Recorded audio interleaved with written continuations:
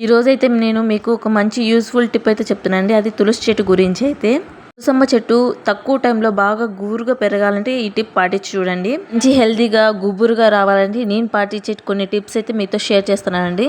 మీ ఇంట్లో కడిగే water, rice water ఉంటాయి కదండి, అవి వాష్ చేసి మనము ఒక బకెట్లో అట్లా తీసుకొని పక్కన అయితే పెట్టుకోండి. దాంట్లో కొంచెం పసుపు వేస్తే చాలా బాగా, పసుపు అనేది ఏమైనా పురుగులు ఎలా ఉన్నా చచ్చిపోతాయి కదండి, మట్టిలో ఏమన్నా తెలియకుండా ఉన్న పురుగులు. ఇవైతే నేను ఫస్ట్ రైస్ కడిగిన వాటర్ అయితే బకెట్లో వేసుకున్నాను. అలాగే దాంట్లో కొంచెం పసుపు వేసి నీళ్లు కలబెట్టేసి తర్వాత నేను తులసి చెట్టుకి కానీ, తమలపాకు చెట్టుకి కానీ, అన్ని చెట్లకైతే ఇవే పోస్తున్నానండి. బ్రహ్మకంబిక చెట్టుకు కూడా అసలు చాలా హెల్తీగా ఉంటాయండి చెట్లు అనేది.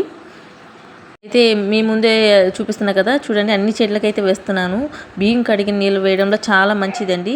అలాగే మనం ఏమైనా కందిపప్పు అవి ఉంటాయి కదండి, అవి కడిగిన నీళ్ళు కూడా ఫస్ట్ టైం వాష్ చేసిన నీళ్ళు పక్కన పెట్టుకొని అవి కూడా మొక్కలకైతే వేయచ్చు. ఈజీగా బాగా వస్తాయండి. వీడియో నచ్చితే సబ్స్క్రైబ్ అయితే చేసుకోండి.